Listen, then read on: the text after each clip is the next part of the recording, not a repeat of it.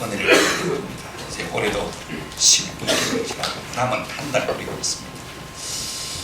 만약에 이 남은 12월 한 달이 우리의 생의 마지막 달이라면 우리 모두가 어떻게 살겠는가 하는 마음의 질문을 가지고 함께 이 말씀에 좀 집중하는 은혜가 있으면 참 좋겠습니다.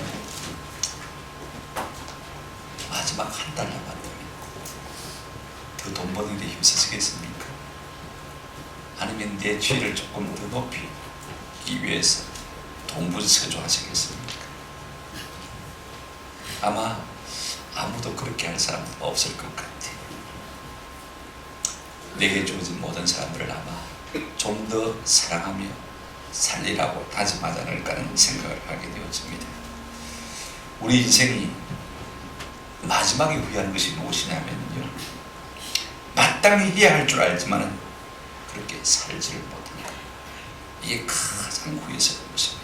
인생의 최대 실수가 뭐냐? 마치 그렇게 아는 것을 그렇게 사는 것이냐? 착각하고 사는 것입니다. 우리가 지난날의 삶에 대해서 다 안타까움이 있는 건 사실 아닙니까?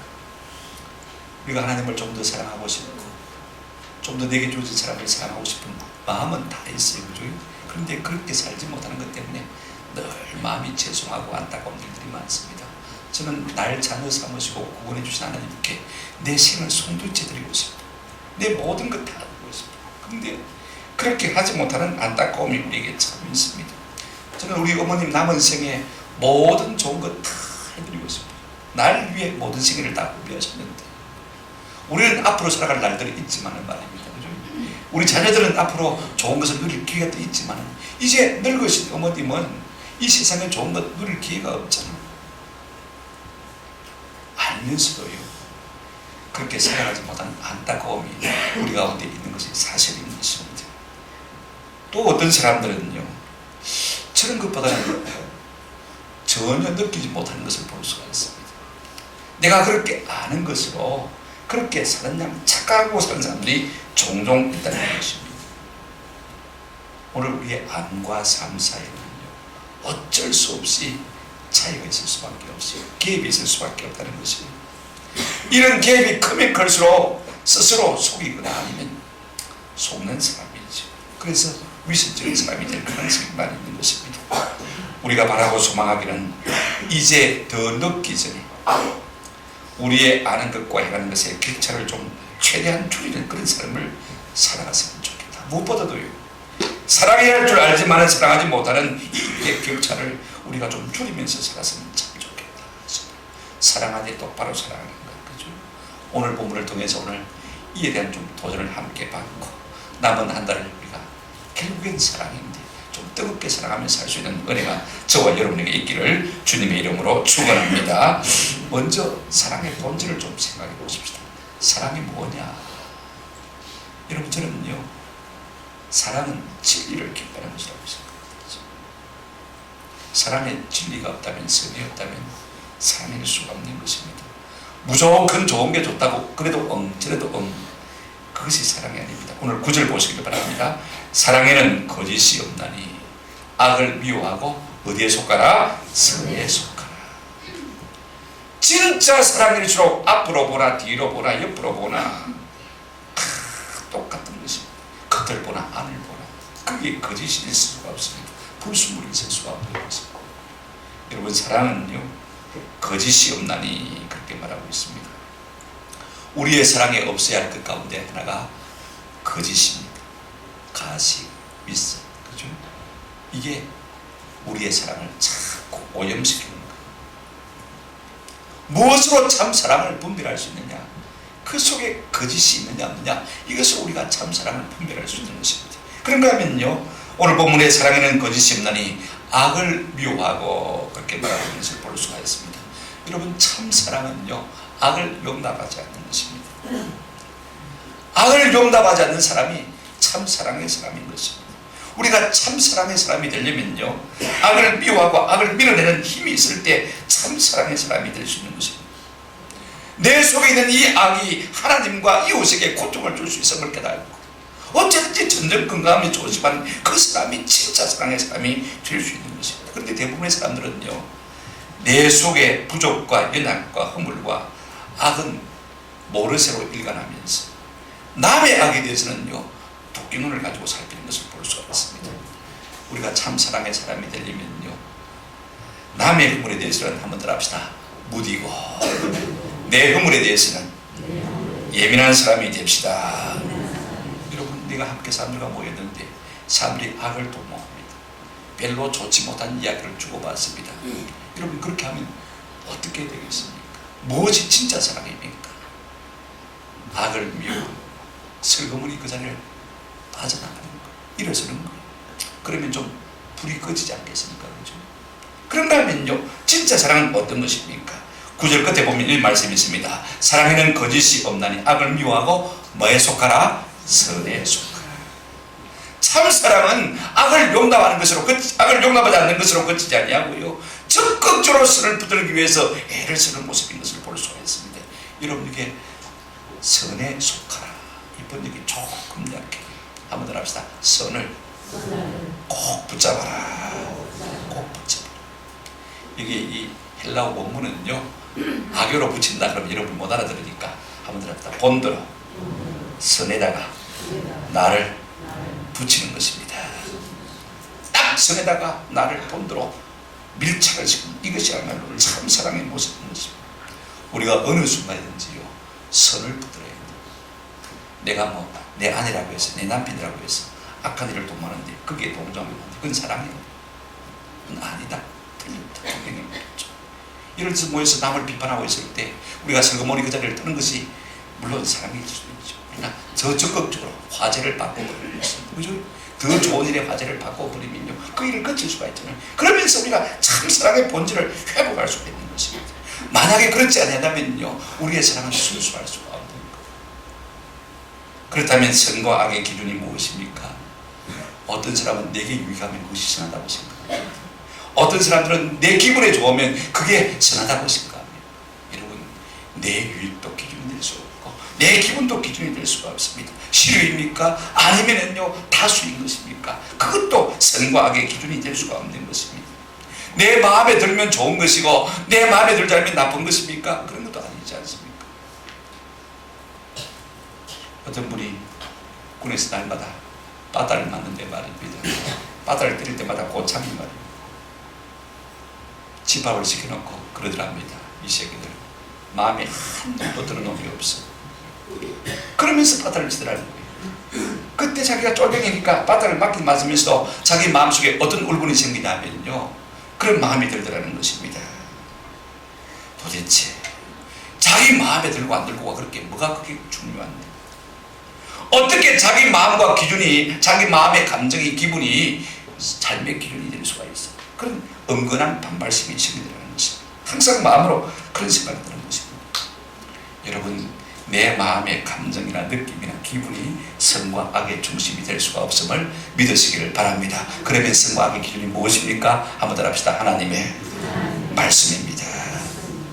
날마다 하나님의 말씀을 통해서 내 마음을 갈고 닦는 사람이 될 때야만 참 사랑이 뭔지를 알 수가 있는 것입니다. 그 사람이야 말로 참 사랑을 나눌 수 있는 사람이 되는 것이죠. 두 번째로 사랑의 속성에 대해서 우리가 좀 생각을 하십시다. 여러분, 사랑의 속성은요 반드시 사랑하면 존중하게 되어 있습니다. 10절 한번 보실까요? 같이 읽어보십시다. 참 중요하기 때문에 같이 읽겠습니다. 시작. 형제를 사랑하여 서로 우애하고 존경하기를 서로 문자하며. 사랑은 항상 우애와 존중으로 태어납니다. 어떤 경우에도요 무시와 무례는 사랑이 아닙니다. 왜냐하면 참 사랑은 무례히 행하지 않는다. 고린도전서 13장 5절에 뭐라고 했습니까? 무례히 행하지 않냐며. 무엇은요? 사랑은 무례히 행하지 않는다. 참 사랑이 있는 곳에 우리 모두가 공통적으로 느끼는 감정이 뭐냐면요 모두가 다 기분이 업된다는 것입니다. 상기가 되는 거예요. 기분이 참 좋아진다는 말입니다. 왜 그렇습니까? 그 속에만 있으면 내가 소중한 존재라는 것이 느껴지기 때문에, 그 속에만 있으면 내가 인정받고 존경받고 있다는 사실 느낌이 들기 때문에 그곳에서 참 우리의 마음이 기쁜 것입니다. 어제 우리 조아재 집사님 식사를 하는데 혼자 밖에서 식사를 하게 되었어요.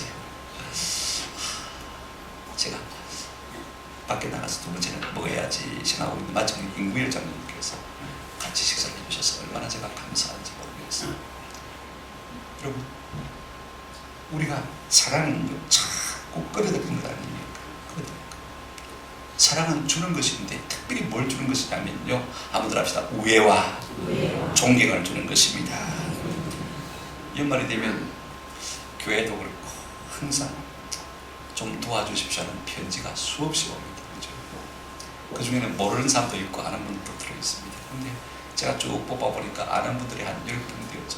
어제 아침에 저 혼자서 예배를 드렸습니다. 하나님, 돕고 싶으나 능력이 없습니다. 어쩌면 좋겠습니까? 1,000만 원만 주시면 내가 10분들에게 1년에 120만 원을 보내드릴 수 있는데 어떻게 하시겠습니까? 나도 모르게 눈물이 나더라고요. 여러분요, 배고파 보지 않은 사람은요, 배고픈 사람 심정 압니까? 모릅니까? 절대로 모릅니다. 돈이 없으면 자네할 사람들은요, 돈 없는 서러움을 알 수가 없어요. 얼마나 힘들까 아이들 생각하니까 참 마음에 안 됐어요. 그래서 실컷 울고 기도하고 괴로움을 갔다고 왔습니다. 설교 준비하는데 하나님께서 그래도 깨달음을 주시고 위로를 주시더라고요. 여러분과 돈을 주고 물질을 주고 물건을 주는 것도 사랑입니다만요, 오늘 말씀에 뭐라고 했습니까? 진짜 사랑의 속성은 뭐라고요? 우애와 뭘 주는 것이라고요? 존경을 주는 것이다. 제 마음에 큰 위로를 받았어요. 하나님, 제가 미자립교회 목사님께 돈은 주지 못한다 할지라도 앞으로 철저하게 우애와 존경은 드리겠습니다. 저들이 실력이 없어서, 영성이 없어서 목회를 못해서 교회가 약하다고 무시하지 아니하고 늘 교제하며 중심으로 존중하겠습니다. 제가 무릎을 꿇어서 하나님 앞에 그렇게 기도했어요. 앞으로 저분들을 세울 자리가 있으면 내가 그 자리에 서지 아니하고 저분들을 세워드리겠습니다. 그런 마음이 진짜 있더라고요. 이게 뭐예요? 이게 뭐예요? 사랑. 물론 돈을 주는 것도 사랑. 그러나 중심으로 내 마음에 우애와 존중을 넣는다. 이것이야말로 진짜 사랑인 것입니다. 왜요? 그것이 사랑이니까. 여러분, 의로운 사람이 불의한 사람과 함께 있어주는 것만으로도 큰 의를 주는 것이 될 수가 있습니다. 배운 사람이 못 배운 사람과 함께 하는 것만으로 그분에게 큰 명예를 줄 수가 있는 것입니다. 가진 사람이 못 가진 사람과 함께 있어주는 것만으로도 그분에게 큰 명예가 되어지는 것 아닙니까?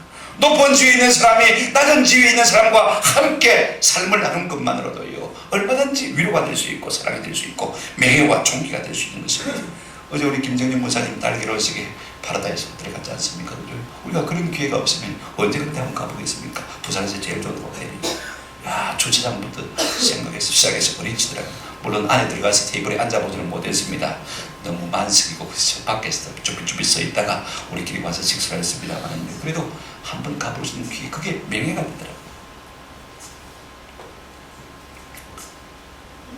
젊은 사람들을요, 나이 드신 분들이 젊은 사람과 함께 올려주는 것도 젊은 사람의 명예가 되는데, 요즘 젊은 들은 막 나이 든 사람이 같이 끼는 거 별로 안 좋아하는 것 같아요. 근데 또 나이 든 사람들은요, 젊은 사람들이 좀 같이 놀아주면 그게 참 힘이 되어져요.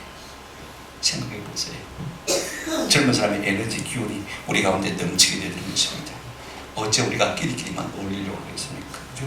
내가 나이 분들에 드신 분들에게 가서 위로가 되고 힘이 된다면 거기도 올려주는, 이것이야말로 무엇입니까? 사랑을 주고 의를 주고 명예를 주는 것이 되어지는 것입니다. 여러분, 사랑의 속성을 가장 잘 드러내신 분이 누굽니까? 우리 구주 예수님 아니십니까? 우리 예수님은 본질적으로 하나님이십니다. 그죠? 그분이시, 하나님이신 그분이 오늘 우리를 사랑하시기 때문에 자기를 비워 사람의 몸을 입고 이 땅에 오신 것을 볼 수가 있습니다. 한번 따라합시다. 자기를 비워 하나님 자기를 내어놓은 것입니다. 나를 완전히 비운 거예요. 여러분, 내가 사랑함으로 nen체하는 것을 갖다가 비우기가 참 쉽지가 않습니다. 우리를 지으신 분이 지음을 받은 인생보다 더 못하게 되셨단 말씀인 것입니다. 죄가 없으신 그분이 죄떡어린 우리와 함께 사시기 위해서 이 땅에 오신 거예요. 자기를 다 주신 것이죠. 왜요? 우리에게 의와 명예를 주시기 위해서 그렇게 하신 것 아닙니까? 이날이 곧 성탄절 아닙니까? 우리가 이 마음을 좀 배울 필요가 있습니다. 빌립보서 2장 5절부터 8절 말씀을 보시면요, 이런 말씀이 있습니다. 너희 안에 이 마음을 품으라. 곧 그리스도 예수의 마음이니 그는 근본 하나님과 본체시나 하나님과 동등됨을 취할 것으로 여기지 아니하시고 7절 보시기 바랍니다. 오히려 자기를 비워 종의 형체를 가지사 오히려 자기를 비워 오히려 종의 형체를 가지사 사람들과 같이 되셨고 사람의 모양으로 나타나사 자기를 마시고요 낮추시고 죽기까지 복종하셨으니 곧 십자가에 죽으십니다. 이 주님의 모습이야말로 참 사랑의 모습인 것입니다. 우리에게 의와 명예를 주시기 위해서 하나님이신 그분이 사람의 몸을 입으시고 자기를 비우시고 자기를 낮추시고 십자가에 죽기까지 우리를 사랑하신 것 우리가 보지 않습니까? 저는 아직도 기독교 잡지에 있는 가이드포스트 대신 이야기를 잊을 수가 없습니다. 제가 성탄 때만 하는 이야기입니다만은요, 어떤 남편이 에이즈에 걸렸습니다. 부인이 의사 아닙니까? 그런데 이 의사 부인이 에이즈에 걸린 남편을 두고 이렇게 생각합니다. 이 목사님과 같이 못 살겠다 그렇게 생각하시 결단권입니다. 남편이 이렇게 밖으로 돌다가 몹쓸병에 걸린 것은 다 내 탓이다. 내가 바빠서 의사 노릇하느라고 밖으로 나돌다 보니 내 남편 역시 마음 둘 곳이 없어 밖으로만 돌다가 이 몹쓸병에 걸려서 힘들합시다. 다 내 탓이다. 남편이 이렇게 몹쓸병에 걸리게 된 것이 누구 탓이라고요? 내 탓이다. 우리 같으면 어떻게 하겠습니까? 더러워서 같이 못 살겠다. 보따리 싸서 박을 수밖에 없지 않습니까? 어떻게 이런 인간하고 내가 같이 살 수 있냐? 근데 이분은 그렇게 생각해요. 다 내 탓이다.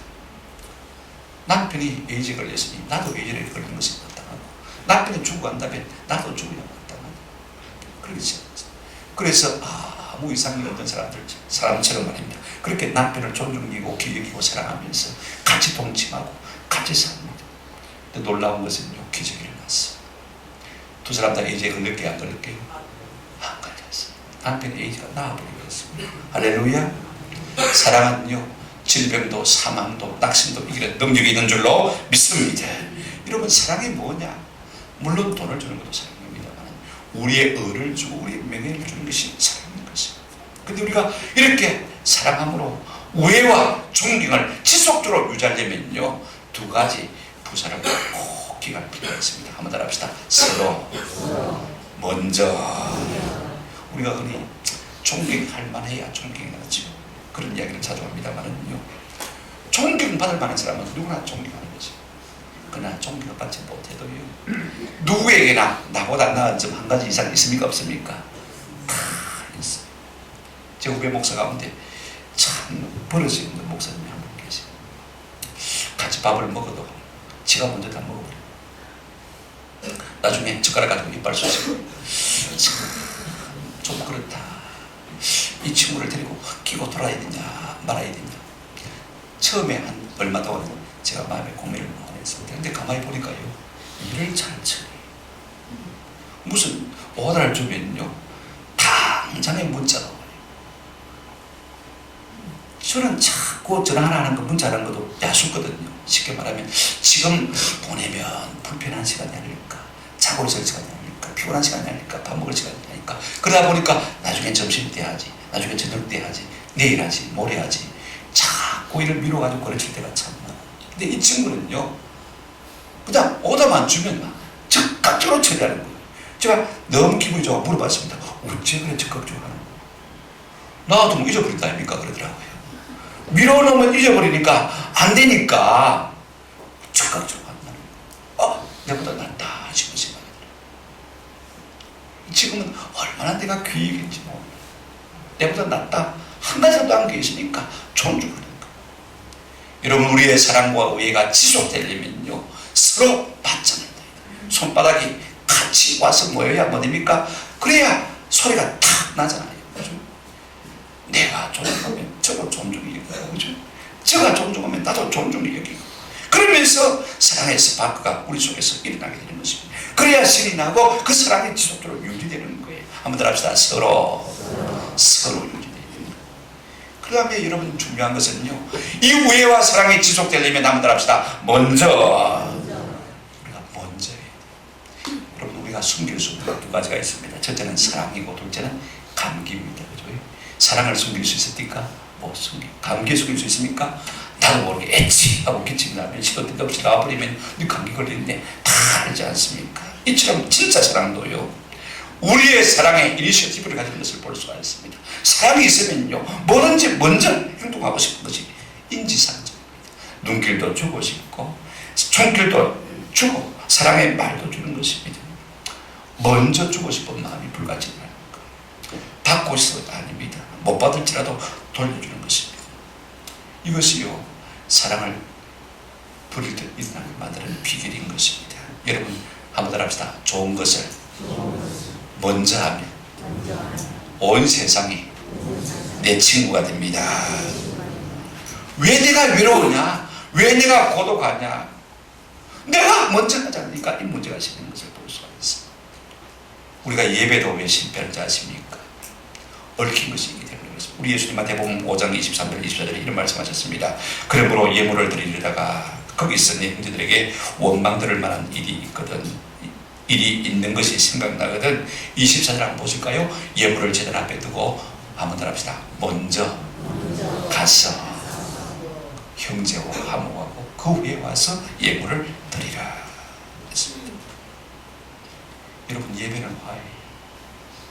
우리가 얽힌 것을 풀고 나면요, 예배 전에 은혜 받지 못할 사람이 한 사람도 없습니다. 이 얽혀있는 이 미움의 거미줄이 우리를 깨워싸고 있으니까 어떻게 은혜를 받겠습니까? 먼저 우리가 손 내밀기만 하면요, 예배 시작전에 집사님 죄송합니다, 사랑합니다, 축복합니다, 그렇게 해서 화해를 하고 나면요, 우리의 마음에 하나님의 은혜가 새록새록 흘러넘치는 놀라운 복을 경험하게 될 줄로 믿습니다. 모든 사람이 내 친구가 되는 것입니다. 이것은요, 비단 대인관계뿐 아닙니다. 우리 하나님과의 관계도 마찬가지입니다. 여러분 마태복음 6장을 보실까요? 31절부터 33절 이런 말씀이 있습니다. 그러므로 염려하여 이르기를 무엇을 먹을까, 무엇을 마실까, 무엇을 입을까 마지 말라, 염려하지 말라. 그 다음 32절, 이는 다 이방인들이 구하는 것이라 너희 하늘 아버지께서 이 모든 것이 너희에게 있어야 할 줄을 아시느니라. 그런즉 34절입니다. 너희는 먼저 그의 나라와 그의 의를 구하라. 그리하면 이 모든 것을 너희에게 마시리라, 더하시리라. 우리가 먹고 막고 이 무엇입니까? 의식주의 문제, 이 모든 것을 우리 하나님께서 우리에게 더하시겠다. 어떻게 하면요, 먼저 하나님을 기쁘게 합니다. 먼저 하나님 앞에 드립니다. 우리 저 언양 소호에 가면 소호교회가 있지 않습니까? 몇 년 전까지만 우리 교회가 자주 가서 이제 여름 수련도 하고 있습니다만, 그 교회가 이제 뭐 너무 좀 아주 시골 교회 아닙니까? 70이 넘으신 교인 2명만 겨우 남았습니다. 문을 닫게 되었어요. 그래서 교회를 폐쇄하려고 하는데 영국에서 박사학위를 받고 이정복 목사님이 내가 한번 맡아서 하겠습니다 그랬습니다. 박사학위를 따고 말입니다, 그 시골 할머니 2분밖에 안 되는 교회를 내가 맡아서 해보겠습니다. 그래요. 참 감사하지 않습니까? 대단하지 않습니까? 그죠? 하나님이 보실 때도 어떻겠습니까? 내 하나님이 이번에 가보니까 은혜를 주셨어요. 거기에 대안학교가 생기면서요, 아이들, 그 학교에 학생들이 20명 내지 30명이 나오기 시작한다는 거예요. 교인 2명 남았는데 30명 오면 몇 명이에요? 32명. 갑자기 기약 없이 교회가 불어나는 거예요. 그리고 교회당을 새로 줘야 되겠다. 얼마 전에 갔더니 이만 그 책상에 올리는 기도 테이블, 탁자에 올리는 기도 소 이 파일을 목사님 좀 팔아주십시오 부탁합니다. 제 후배도 한 통 가져갔는데 그제 만나서 저 모르겠어요. 목사님, 이거 우리 교회 지난주에 팔았는데요, 한 박스 안에 30개 가져갔는데 저는 60개에서 박스 가져가요. 아, 목사님 놀라운 일입니다.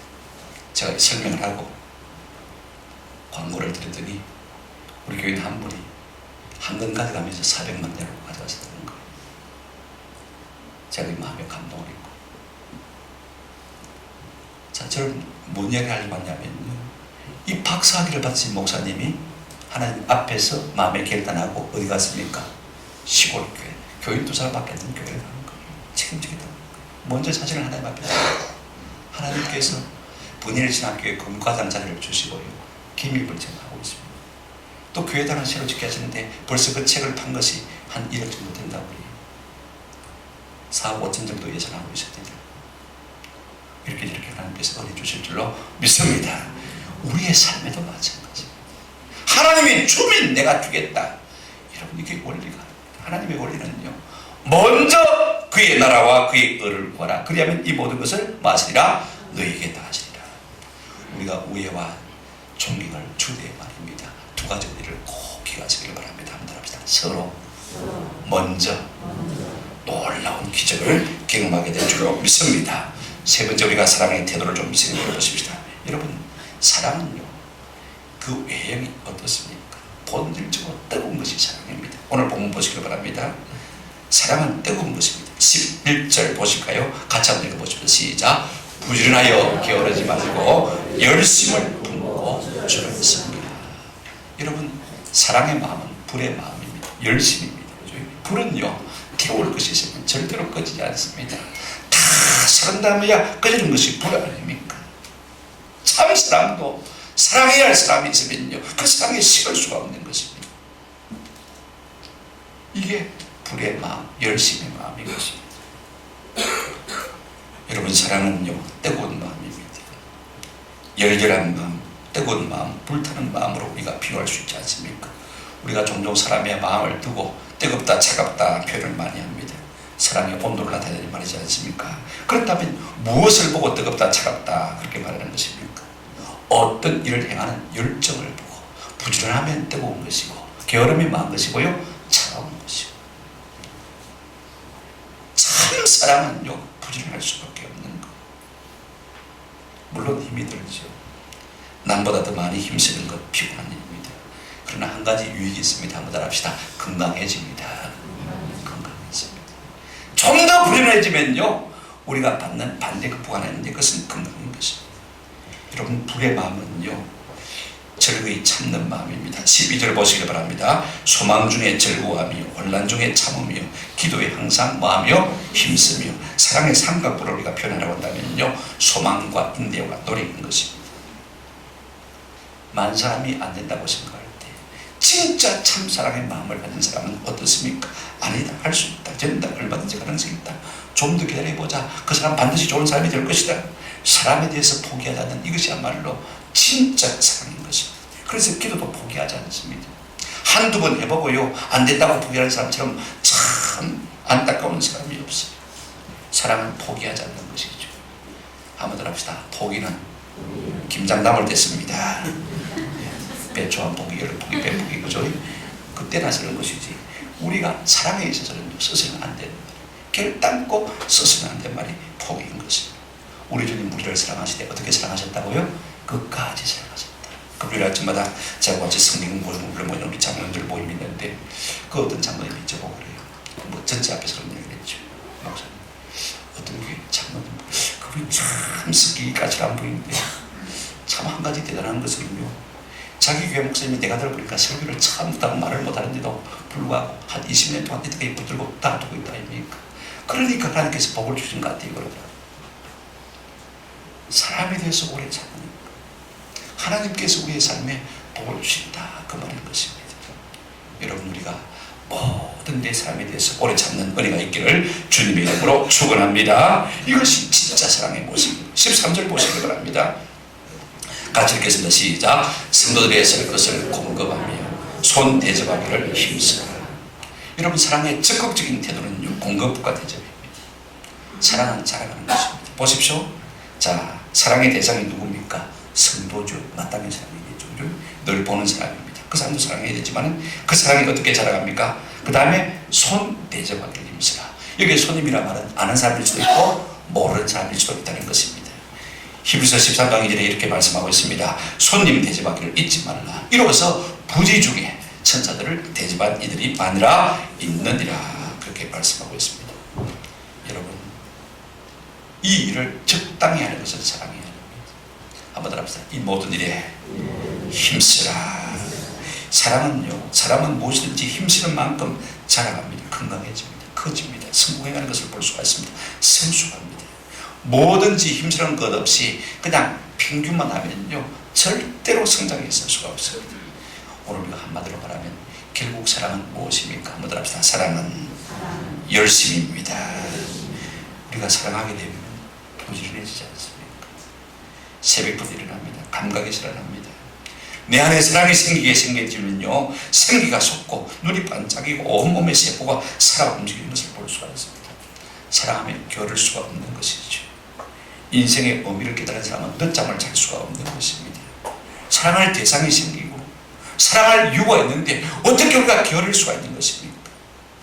왜 우리가 게으른 것입니까? 사랑할 대상이 없고 사랑할 이유가 없기 때문에 게으를 수밖에 없는 것입니다. 사랑이 없는 사람의 공통점이 무엇입니까?